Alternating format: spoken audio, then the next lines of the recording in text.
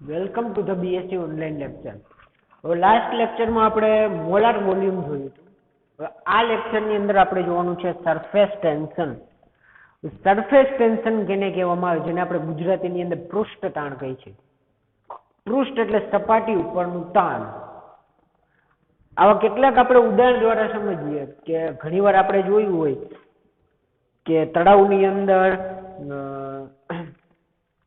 પાંદડા જે હોય છે, જેને આપણે કમળ જ્યાં થાય એના મોટા પાંદડા જોયો, તેના ઉપર નાના નાના ડ્રોપ હોય પાણીના, જે ગોળાકાર સ્વરૂપે છે.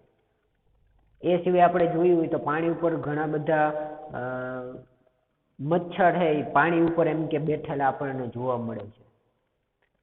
એ સિવાય સોય હોય તો જો તમે ધીમેથી પાણી ઉપર મૂકો તો એ તરે છે પાણી ઉપર. આવું શા માટે જોવા મળે છે આ બધી ઘટના? તો આ ઘટના જે જોવા મળે છે સરફેસ ટેન્શનના કારણે જોવા મળે છે, પૃષ્ઠ તાણના કારણે જોવા મળે છે. તો આપણે જોઈએ સરફેસ ટેન્શનની ડેફિનેશન લખવી હોય તો શું થાય? તો surface tension is A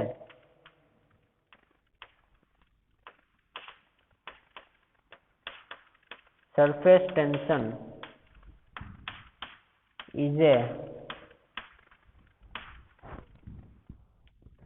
phenomenon in which the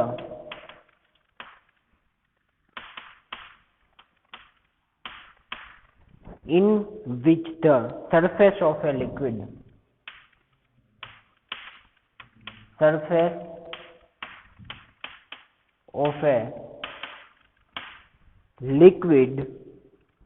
where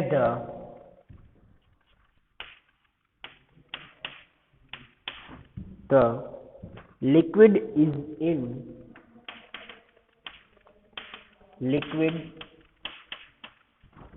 in contact with gas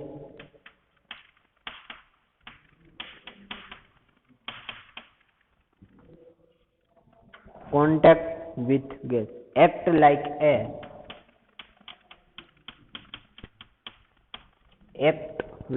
a thin elastic sheet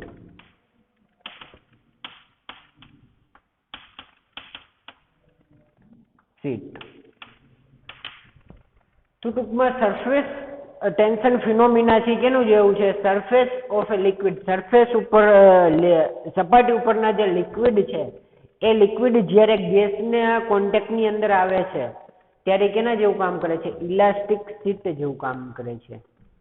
ready? આ ઇલાસ્ટિક શીટ એટલે જ આપણે શું કીધું કે ઘણીવાર આપણે જોઈ શકીએ છીએ કે અમુક મચ્છર છે એ આપણને એવા ઘણા જીવજંતુ પાણીની ઉપર જોવા મળે છે. રેડી?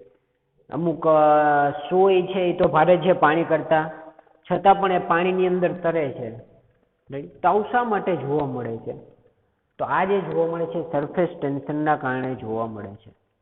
આ જે સરફેસ ટેન્શન ક્યારે જોવા મળે? આ જે ટર્મ છે નોર્મલી આપણે જ્યારે લિક્વિડ છે એરના કોન્ટેક્ટમાં આવે, ગેસના કોન્ટેક્ટમાં આવે ત્યારે જ જોવા મળે છે. અને આ જે સરફેસ ટેન્શન છે, તો સરફેસ બે લિક્વિડની સરફેસ હોય ત્યારે જે આપણને જોવા મળે એને ઇન્ટરફેસ ટેન્શન પણ આપણે કહીએ છીએ. If the surface is between two liquid water and oil, તો પાણી અને તેલ છે એકબીજા અલગ રહે છે. શા માટે? તો એ જે ટેન્શન છે ને ઇન્ટરફેસ ટેન્શન કહેવામાં આવે છે. હવે જે આપણે જોવાનું છે એ જોવાનું છે સિમ્પલ, આપણે જે એક્ઝામ્પલ લઈ છીએ સિમ્પલ એક્ઝામ્પલને સમજવાનું. દાખલા તરીકે આ પાણીના મોલેક્યુલ છે, આની અંદર પાણી ભરેલું છે, જેને આપણે પાણીના મોલેક્યુલને આવી રીતે વ્યવસ્થિત દર્શાવશું એટલે આપણને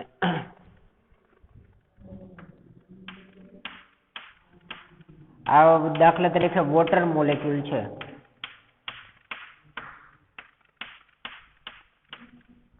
હવે અહીંયા શું થશે વોટર મોલેક્યુલની અંદર? તો આ જે અંદરના વોટર મોલેક્યુલ છે, હવે એ અંદરના જે આપણી પાસે વોટર મોલેક્યુલ છે એ કોહેસિવ ફોર્સ એકબીજા વચ્ચે હશે. કયું ફોર્સ હશે આપણી પાસે? Cohesive force. કોહેસિવ ફોર્સ એટલે શું? તો આ જે મોલેક્યુલ છે એના જેવા જ મોલેક્યુલ બીજા છે બાજુમાં. આ બાજુ એના જેવું જ મોલેક્યુલ છે, આ બાજુ એના જેવું મોલેક્યુલ છે, ઉપર એના જેવું છે, નીચે એના જેવું. તો આ બધા વચ્ચે શું થશે? એટ્રેક્શન થશે. અને બધી બાજુ એટ્રેક્શન કેવું હશે? એક જ સરખું હશે. આ મોલેક્યુલની વાત કરી તો ઉપરની બાજુ, ડાબી બાજુ, આ બાજુ એટ્રેક્શન હશે, આ બાજુ એટ્રેક્શન હશે. તો શું થશે? બધી બાજુ એટ્રેક્શન ફોર્સ છે કેવું છે? એક જ સરખું એટ્રેક્શન ફોર્સ હશે. જે કેવું છે તો કે અંદરની બાજુ છે, ઇન્ટ્રા મોલેક્યુલ ફોર્સિસથી એકબીજા જોડાયેલા. તો આના કારણે જેનું નેટ ફોર્સિસ છે એ કેવું થઈ જશે? 0 થઈ જશે. અંદરના મોલેક્યુલ માટે નેટ ફોર્સિસ કેવું થઈ જશે? Net force. એટલે કુલ જે એનું બળ છે એ કેવું થઈ જશે? 0. કારણ કે બધી બાજુ એક જ સરખા મોલેક્યુલ છે તો એક જ સરખું વાતાવરણ હશે. પણ આએ જ્યારે આપણે જોઈએ છીએ ઉપરનો જે મોલેક્યુલ છે એના જેવા મોલેક્યુલ ક્યાં છે? તો કે એની બાજુમાં છે અને નીચેની સાઈડ છે. ઉપર એના જેવા મોલેક્યુલ છે ને ઉપર શું છે? તો કે એ જ છે. તો ત્યારે આપણને સરફેસ ટેન્શન જોવા મળે ત્યારે શું થશે? તો આ જે મોલેક્યુલ છે એને બાજુના મોલેક્યુલ સાથે શું હશે? એટ્રેક્શન હશે. ઉપર તો કોઈ મોલેક્યુલ છે ને એટલે ઉપર કોઈ પણ પ્રકારનું એનું એટ્રેક્શન હશે નહીં. આના કારણે શું થાય? અહીંયા વધારે એટ્રેક્શન જોવા મળે એટલે નેટ ફોર્સિસ 0 થતું નથી.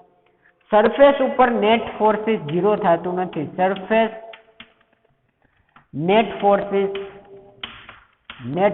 છે એ 0 છે નહીં.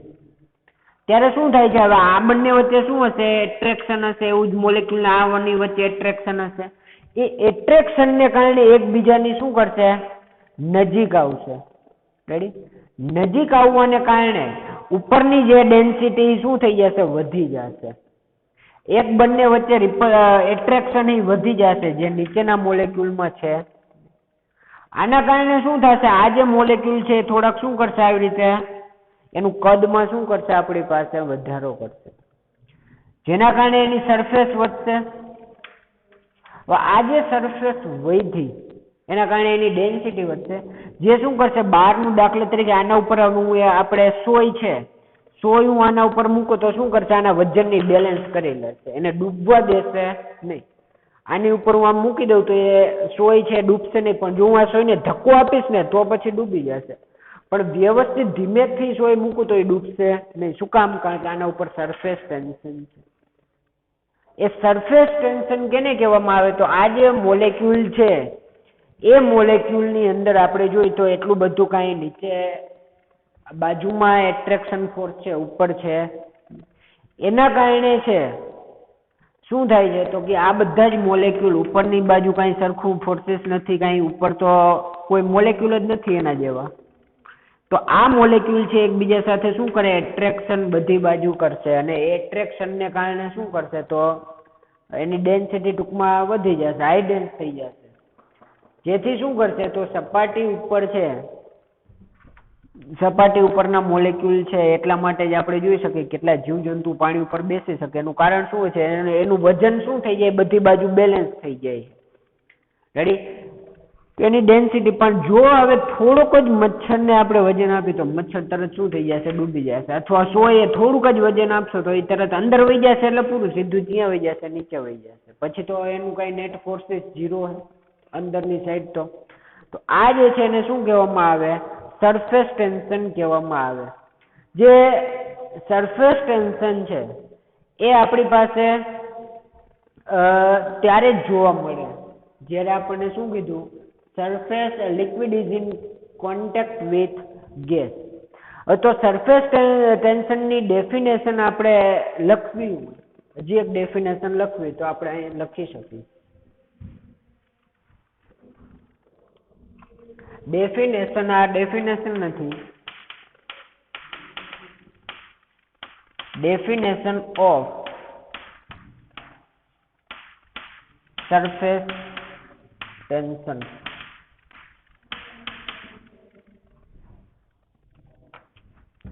તો એની અંદર આપણી પાસે છે the magnitude of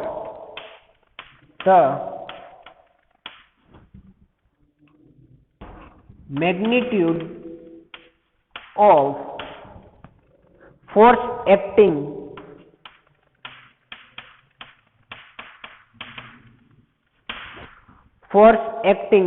along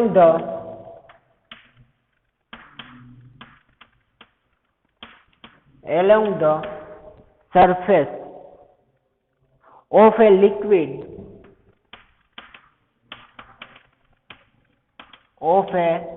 liquid at right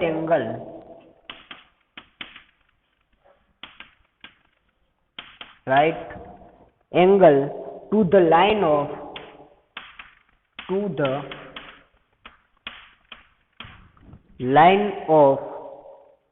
unit length of the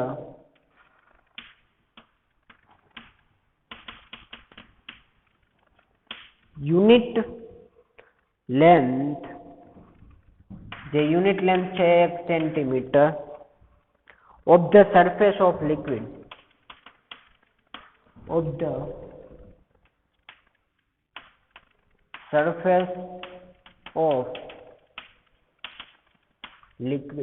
the magnitude of force acting along the surface.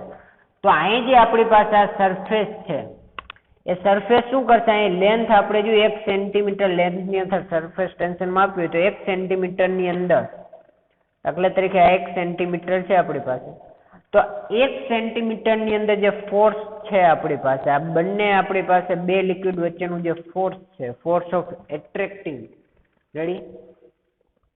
તો આ જે ફોર્સ છે બંને મોલેક્યુલ વચ્ચેનું 1 સેન્ટીમીટરની અંદર સરફેસ ઉપર, આને જે આપણી પાસે ફોર્સ અને આ લેન્થ એને શું કહેવામાં આવે? સરફેસ ટેન્શન કહેવામાં આવે. જેટલું વધારે ફોર્સ હશે એટલું વધારે સરફેસ ટેન્શન હશે. તો એ જો સરફેસ ટેન્શન આપણે માપવું હોય તો સરફેસ ટેન્શનનો સિમ્બોલ છે આપણી પાસે gamma. Gamma upon force upon area. જેટલો એરિયા આપણી પાસે એ એરિયાને નજીક રાખવા માટે જે ફોર્સ હોય એ ફોર્સને આપણે શેમાં લેશું? ન્યૂટનની અંદર. તો ન્યૂટન અપોન મીટર એનો એકમ થશે, યુનિટ થશે. અથવા તો આપણે ડાયન્સની અંદર લેવો હોય તો ડાયન્સ અપોન સેન્ટીમીટર, અલગ અલગ એના યુનિટ છે, ન્યૂટન અપોન મીટર. બીજું કે સરફેસ ટેન્શનના કેટલાક બીજા એક્ઝામ્પલ છે. દાખલા તરીકે આપણી પાસે ચા લઈ તો ચા ગરમ હોય ત્યારે આપણે જોઈએ કપની અંદર સરફેસ ટેન્શન ત્યારે નહીં જોવા મળે. ચા ગરમ હોય ત્યારે, ઠંડી પડશે ત્યારે આપણે જોવા મળશે કે સરફેસ ઉપર આપણને તર જોવા મળે.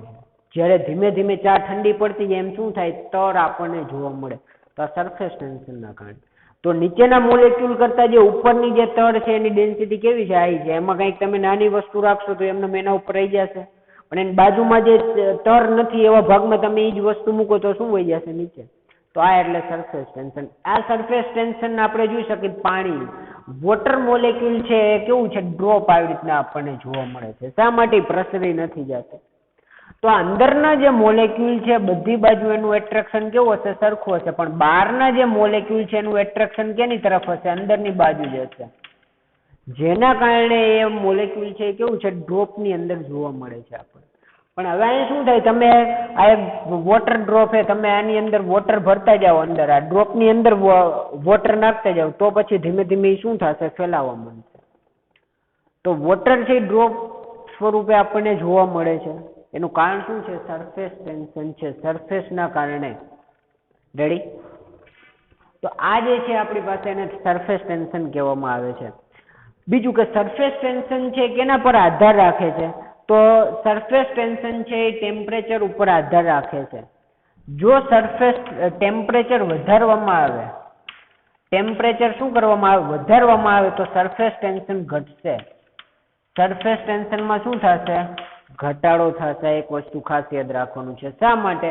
કારણ કે જે બંને વચ્ચે જે મોલેક્યુલ, સરફેસના મોલેક્યુલ વચ્ચે જે એટ્રેક્શન હતું એ શું થઈ જશે? એટ્રેક્શન ફોર્સ જે હતું એ ગરમ કરશું એટલે આ મોલેક્યુલનું એટ્રેક્શન ફોર્સ શું થઈ જશે? તૂટી જશે.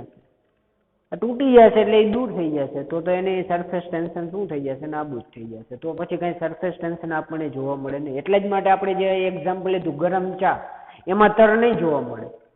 પણ જ્યારે ઠંડુ પડવા મળશે તર એટલે શું જોવા મળશે? આપણને તર જોવા મળે છે. Simple example. રેડી? તો જ્યારે ગરમ હોય ત્યારે શું થાય, ટેમ્પરેચર જ્યારે ઇન્ક્રીઝ કરશો ત્યારે સરફેસ ટેન્શન છે લિક્વિડની શું થશે, ડિક્રીઝ થઈ જશે. ઝીરો ક્રિટિકલ ટેમ્પરેચરે તો શું થઈ જાય, ઝીરો જ થઈ જાય. રેડી? તો decrease in surface tension with increase the temperature due to kinetic energy of molecule increase.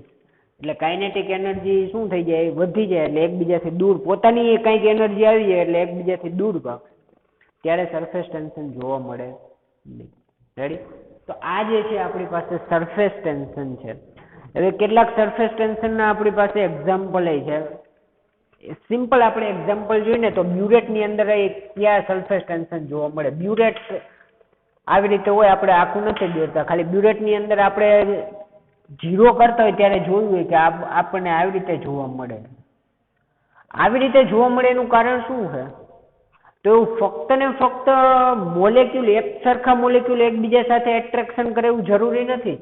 એ ગ્લાસવેર સાથે પણ આ જે વોટર મોલેક્યુલ હોય શું કરે, એટ્રેક્શન કરે છે. એટ્રેક્શનને કારણે જ અહીં આપણને આવી રીતે જોવા મળે છે.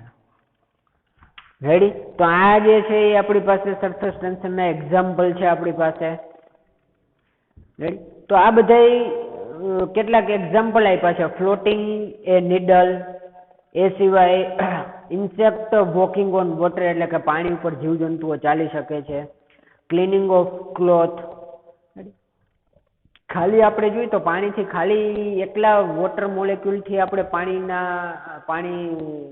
ખાલી પાણીથી આપણે એમ કે મેલને દૂર કરી શકતા નથી. કારણ કે પાણી છે એ શું કે ડ્રોપ સ્વરૂપે, કે જે ડ્રોપ છે એ મેલને દૂર કરી શકતા નથી. પણ એની અંદર તમે ડિટર્જન્ટ નાખો એટલે આનું સરફેસ ટેન્શન છે શું થઈ જશે, પૂરું કરી નાખશે, અને એ વોટર મોલેક્યુલ મેલ ઉપર આવશે ને પછી એને દૂર કરશે.